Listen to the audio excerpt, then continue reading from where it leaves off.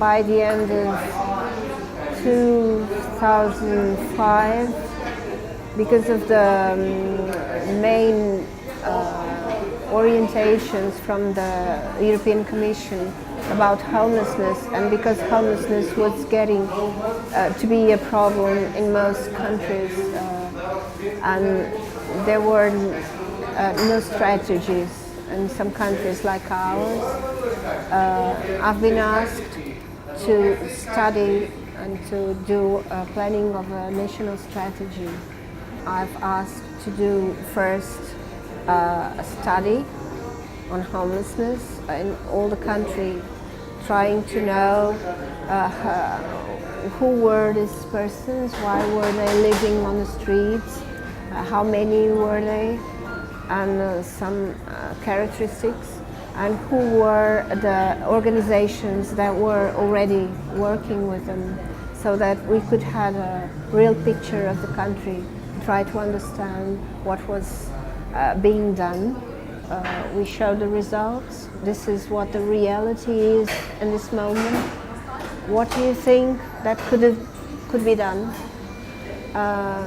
We could do a national strategy, some kind of national orientation, and this is an opportunity to work in a different way. And everyone agreed. All the main sectors like housing, employment, the institution responsible for addiction, responsible for domestic violence, responsible for the service of boarding and the boards, and the service responsible for immigration. And health, so all the main public services, and Social Security, of course, and then all the organizations from the private sector. At the beginning of 2008, we decided to create a group, professional group, and a group with all the chiefs, but the executive group was with professionals from all the sectors, and we've created regular meetings. And the first work we did was to try to understand each other. What were we talking about? And there was really an important discussion. It took several months before we took operational definition. And I say an operational because we had to find a minimum consensus about this. The definition here is that, in Portugal, is that any person, independent of the gender, nationality, religion, ethnic,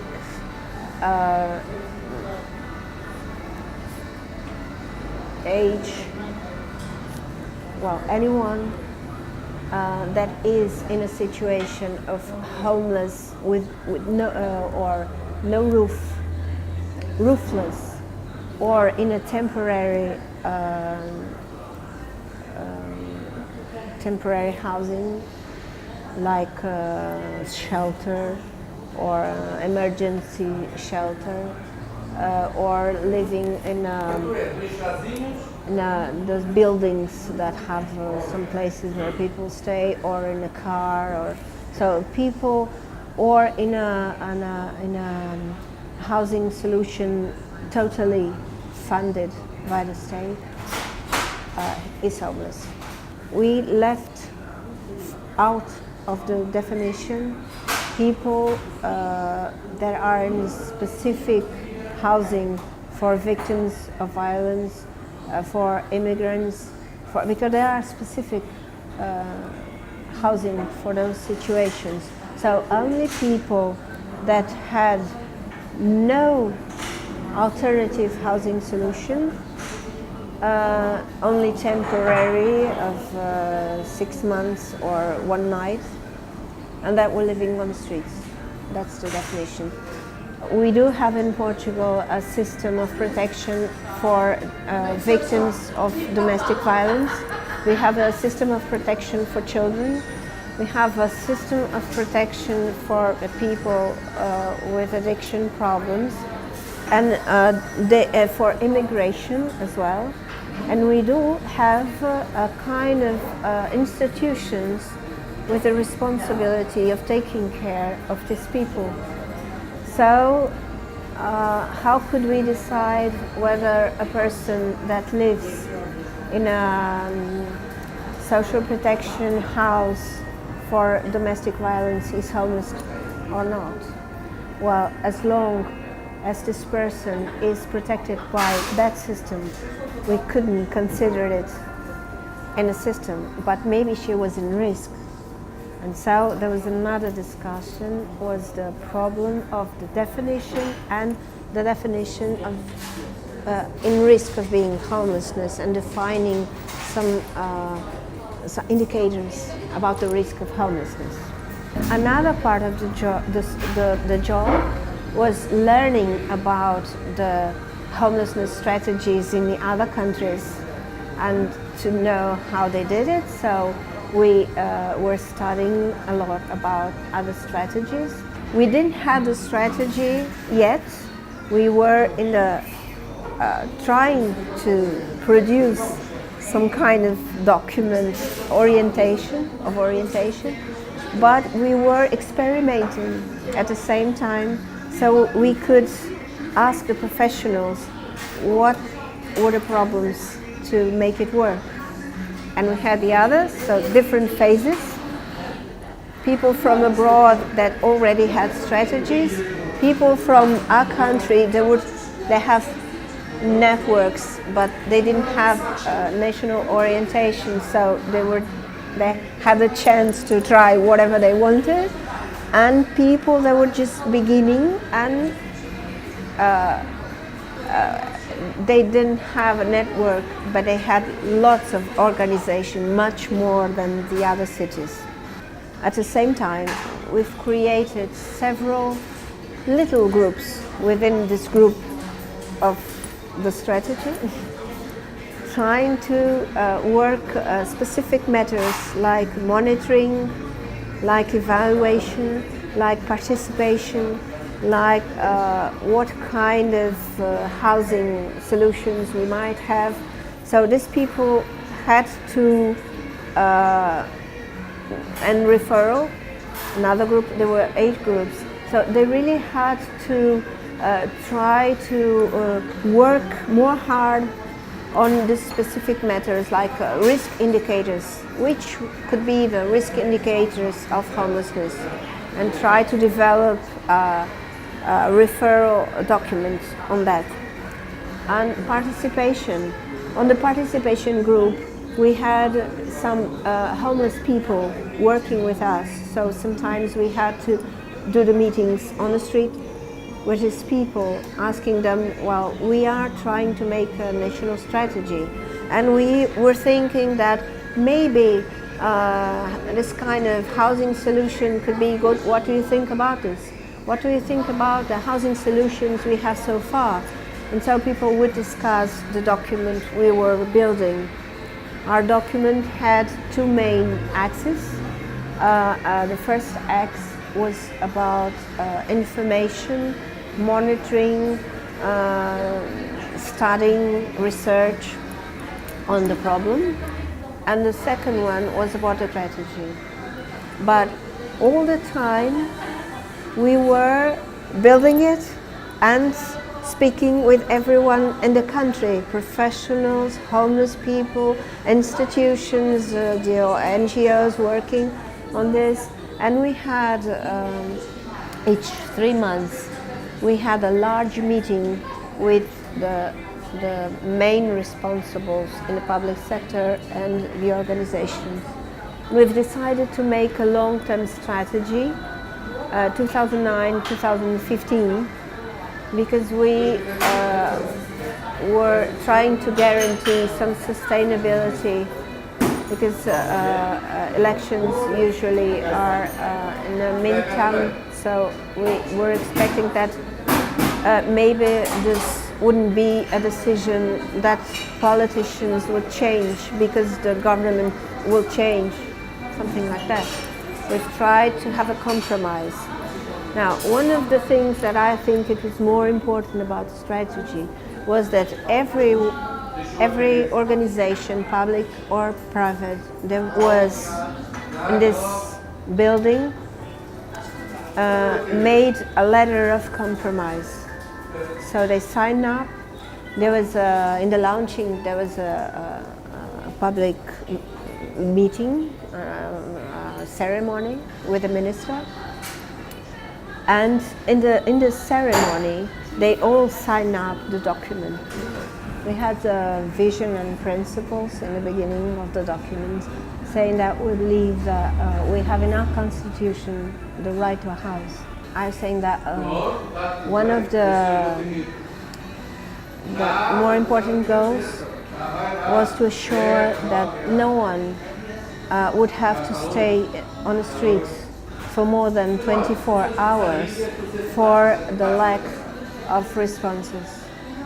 So we had to be sure to have the guarantee of work and resources that could help someone that finds himself on a street and doesn't have to stay more than a day. It doesn't mean that we have to take people out of the streets. It's not the same. So we just have to have this opportunity. And so this was one of the priorities. The qualification of the intervention and the guarantee of resources to be capable of helping people to have dignity and well-being, and being sure that if they want, they can have a place to stay, and even if they don't want, they are going to be helped to think about it, and maybe one day they will want.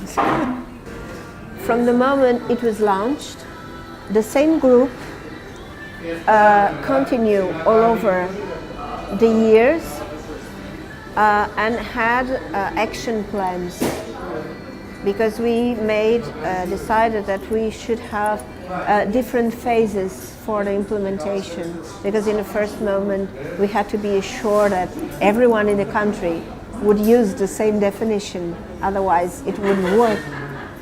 And that in the municipalities where there was the social diagnosis of there are some homeless people according to this definition, and then maybe we should have a specific group to work on this and to decide which would be the way of working with those people in that specific reality.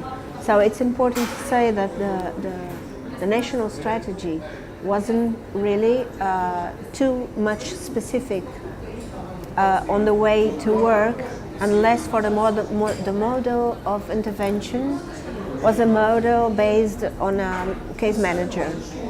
But this wasn't really, this was a kind of general orientation. So the way of the circuit, I don't know how to say, what you should do on the local, if you should go first for a case manager, first to emergency center, first, well, this was flexible depending on the local reality.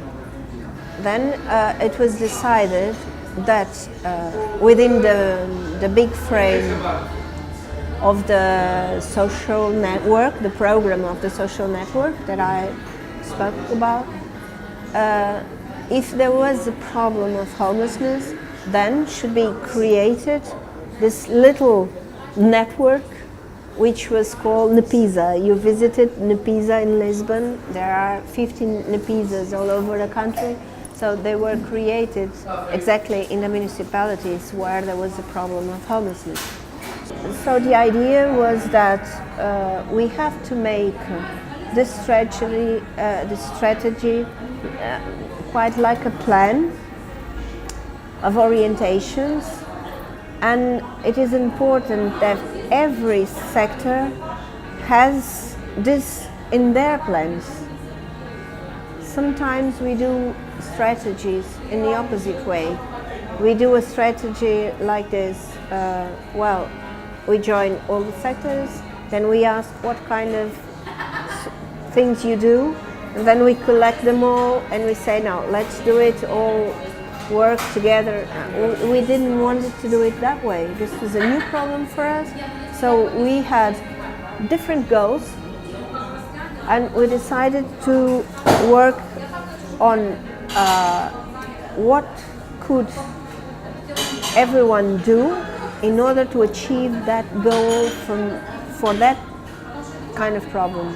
I think it's important to have this, we call it a big hat, that has the mission of regulation of the system. So there must be flexibility in the local work, so they can try new things, improve new things, but within a general frame and general goals.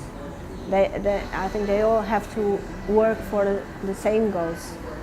But it's very important that you have funding and resources enough to guarantee the implementation. Otherwise, it doesn't work.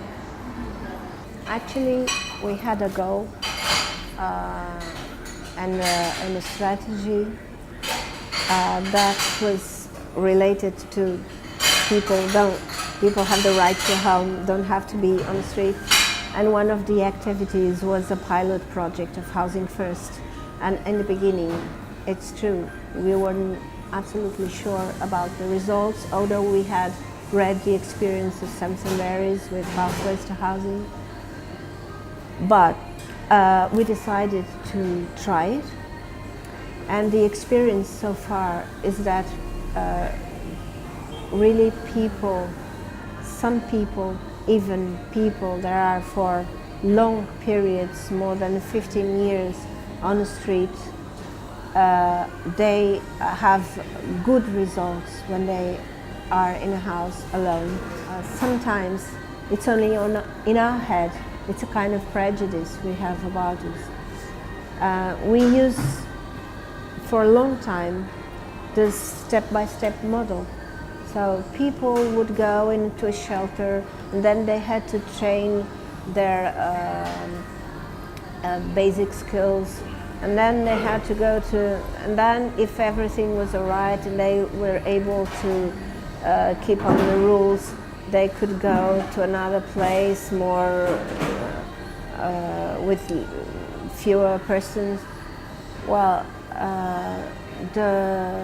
maybe for some people this is better, maybe to other it isn't.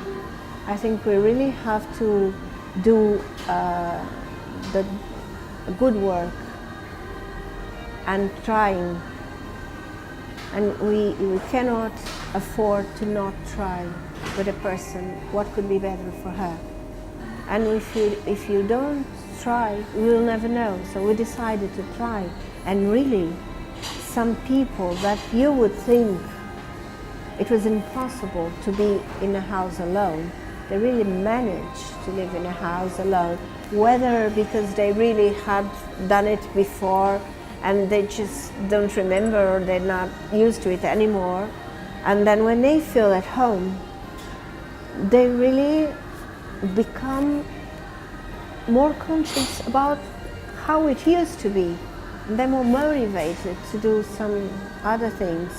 They don't have to be afraid or about the place where they are going to live. They don't have to be afraid about having his things stolen or having rules. They can sleep whenever they want. They have the key of the house.